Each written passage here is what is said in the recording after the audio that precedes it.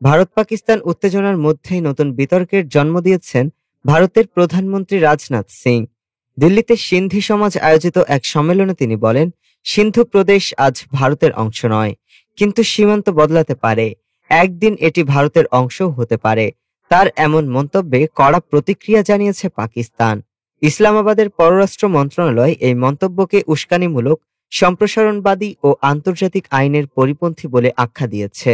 তারা বলেছে, ভারত বরং নিজ দেশের নাগরিকদের, বিশেষ করে সংখ্যালঘু ও উত্তর পূর্বাঞ্চলের মানুষের নিরাপত্তা নিশ্চিত করুক। পাশাপাশি ভারতকে এ ধরনের বিতর্কিত মন্তব্য থেকে বিরত থাকতে তীব্র পরামর্শ জানানো হয়েছে।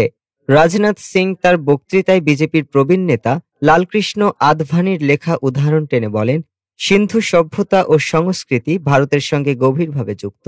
তিনি দাবি করেন, সিন্ধু নদকে পবিত্র মনে করে গোটা ভারত, তাই সিন্ধু প্রদেশও সভ্যতার বিচারে ভারতের অংশ। পাকিস্তান পাল্টা বলেছে, এই বক্তব্য দক্ষিণ এশিয়ায় অস্থিতিশীলতা বাড়াতে পারে। বিবৃতিতে কাশ্মীর প্রসঙ্গ তুলে ধরে ভারতকে জাতিসংঘ প্রস্তাব অনুসারে সমস্যার সমাধানে আহ্বান জানানো হয়েছে।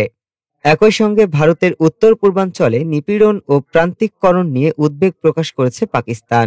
দুই দেশের সাম্প্রতিক কূটনৈতিক অচলাবস্থার মধ্যে মন্তব্যটি নতুন করে উত্তেজনা সৃষ্টি করেছে। ডেস্ক রিপোর্ট, আজ বার্তা।